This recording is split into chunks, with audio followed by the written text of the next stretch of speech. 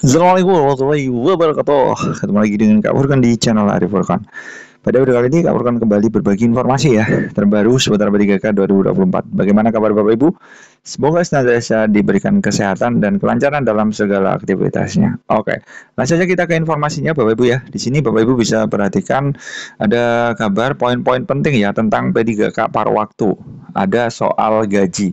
Nah, tentunya Bapak Ibu perlu ketahui memang beberapa atau kemarin ya, itu sudah ditetapkan regulasi resmi ya dari Kemenpan RB untuk P3K paruh waktu itu seperti apa. Nah, ini ada kabar dari jpnn.com tentang poin-poin penting Kemenpan RB nomor 16 tahun 2025 yang sudah disahkan kemarin.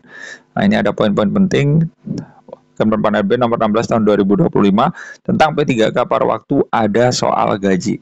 Seperti itu Bapak Ibu ya. Nah, Bapak Ibu bisa perhatikan di sini ada informasi resmi ya dari Kemenpan RB.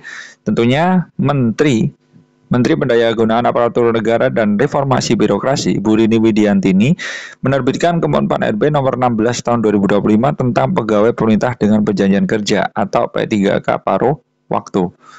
Nah, dalam hal tersebut Ibu Menpan ini sudah diterbitkan ya di masa pendaftaran P3K 2024 tahap 2. Itu disebutkan bahwa pengadaan P3K paruh waktu dilakukan berdasarkan hasil seleksi ASN 2024. Tentunya ini untuk teman-teman yang tidak mendapatkan formasi itu otomatis dilarikan ke P3K paruh waktu. Tentunya teman-teman ada dari R2, dari R3, intinya tidak dapat formasi. Tidak ada formasi, itu larinya ke P3K paruh waktu. Nah, semoga nanti gajinya juga sesuai ya, maksudnya tidak berbeda jauh dengan full time. Pada diktum kelima, Kemenpan RB tertanggal 13 Januari 2025 itu dinyatakan bahwa pengadaan P3K paruh waktu dirasakan bagi honorer BKN dengan ketentuan sebagai berikut. Nah, ini ada ketentuannya Bapak Ibu ya. Yang pertama, itu harus dan wajib telah mengikuti seleksi CPNS namun tidak lulus. Jadi ini teman-teman sudah tes tapi nggak lulus. Kemudian yang kedua, telah mengikuti seluruh tahapan seleksi PPWK namun tidak bisa mengisi lowongan kebutuhan atau tidak ada formasi. Mengenai mekanisme pengangkatan honorer, database BKN menjadi P3K paruh waktu diatur di diktum ke-7 Kemenpan RB. Nah, yaitu di sini Bapak Ibu bisa perhatikan pejabat pembina kepegawaian atau PPK mengusulkan rincian kebutuhan P3K paruh waktu kepada Menpan RB berdasar ketentuan sebagaimana dimaksud dalam diktum kelima. Nah, kemudian rinciannya itu gimana? Rinciannya kebutuhan PPK paruh waktu bagi non ASN sebagaimana dimaksud dalam diktum kelima wajib diusulkan seluruhnya oleh PK atau pejabat pembina kepegawaian. Kemudian yang ketiga, nanti langkah ketiga itu adalah Ibu Menpan nanti menetapkan rincian kebutuhan PPK paruh waktu dari setiap instansi pemerintah. Jadi PPK tadi mengusulkan, kemudian Menpan RB nanti tinggal menetapkan saja. Ini loh nama-namanya yang akan P3K paruh waktu. Nah, seperti itu. Rincian kebutuhan PPK paruh waktu terdiri atas kebutuhan jumlah, jenis, jabatan, kualifikasi pendidikan, dan unit penempatan. Tentunya PPK ini mengusulkan nomor induk PPK pegawai ASN kepada kepala PKN paling lama 7 hari kerja setelah mendapatkan penetapan rincian kebutuhan PPK paruh waktu dari Menpan RB. Tentunya Bapak Ibu bisa perhatikan bahwa kepala BKN menetapkan nomor induk PPK, nomor identitas pegawai ASN. Ya, semoga saja Bapak Ibu ya ini prosesnya berjalan cepat sehingga teman-teman juga menikmati gaji P3K paruh waktu tentunya Bapak Ibu ya. Oke. Dan nantinya penerbitan nomor induk PPK atau nomor identitas pegawai ASN sebagaimana dimaksud pada huruf F diterima oleh PPL ini paling lama 7 hari kerja, ya kan, setelah waktu penyampaian. Nah, PPK menetapkan pengangkatan PPK paruh waktu sesuai dengan ketentuan perundang-undangan. Lah, masa perjanjian kerjanya gimana dan gajinya? Kemudian di sini Kemenpan RB nomor 16 tahun 2025 ini mengatur juga masa kerja dan gajinya. Diktum ke-13 bahwa masa kerja PPK paruh waktu ditetapkan selama 1 tahun, dituangkan perjanjian kerja sampai dengan diangkat menjadi P3K. Jadi ini berlakunya P3K paruh waktu itu hanya sampai teman-teman diangkat P3K full time. Jadi istilahnya masa transisi Bapak Ibu ya. Nah, nanti setelah full time ya sudah nggak berlaku paruh waktunya, langsung NIP-nya ya tetap NIP itu tetap melakukan pemberkasan nanti seperti itu.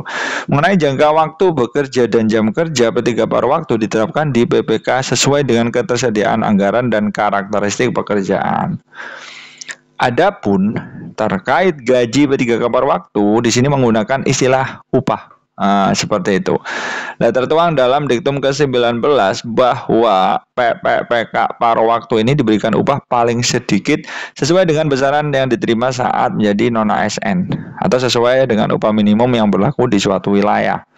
Tentunya sumber pendataan data upah ini sebagai maksud di diktum 19 dapat berasal dari belanja pegawai sesuai dengan ketentuan perundang-undangan. Nah, demikian beberapa poin penting yang ada di regulasi P3K paruh waktu. Nah, tentunya nanti teman-teman harus pahami bahwa pegawai database BKN itu semuanya diangkat P3K. Salah satunya adalah P3K paruh waktu untuk teman-teman yang belum mendapatkan formasi. Nah, dalam hal jumlah pelamar yang mengikuti seluruh seleksi PPK itu akan menjadi paruh waktu yang tidak mendapatkan formasi. Bahkan yang tidak lulus CPNS yang sudah tes itu langsung juga P3K paruh waktu. Nah, ini berasal dari pelamar tahap 1. Dalam hal ini terdapat perubahan kebutuhan organisasi, penyesuaian penetapan kebutuhan yang dilakukan pada pengusulan nomor induk PPK paling lama 3 bulan setelah pengumuman hasil seleksi. Jadi teman-teman R2 dan R3 itu ya tinggal menunggu saja untuk P3K paruh waktunya. Seperti itu. Lah, mekanismenya bagaimana? Lah, nanti tahapan pengangkatannya, nah itu tadi mau diusulkan ya kan. Ini yang teman-teman PPK nanti mengusulkan, ya kan, mengusulkan kemudian di verifikasi oleh Ibu Menpan, kemudian mendapatkan penempatan atau diangkat seluruhnya. Dan nanti kalau sudah ada formasi, teman-teman langsung diarahkan ke P3K yang full time. Tentunya ini sesuai dengan program pemerintah yaitu percepatan. Jadi ada percepatan penyelesaian tenaga non-ASN. Tentunya ini digawangi oleh Kemenpan RB, Kementerian Dalam Negeri dan BKN tentunya ya. Tentunya ini sudah terbit regulasi paruh waktu sehingga teman-teman harus tenang saja ya Bapak Ibu ya. Tinggal menunggu saja. Ini diktum ke-5 tadi sudah ini semua diktum ada di sini, teman-teman bisa download di internet ya. Nah, ini sudah jelas ya kan, berdasarkan teman-teman pokoknya P3K database BKN, ikut seleksi CPNS nggak lulus langsung gas. Ikut TPK nggak lulus langsung gas juga, seperti itu. Jadi teman-teman santai saja, insya Allah kesejahteraannya akan terjamin meskipun P3K paruh waktu. Seperti itu dulu informasi dari Kak Furqan, mudah-mudahan bermanfaat. Wassalamualaikum warahmatullahi wabarakatuh.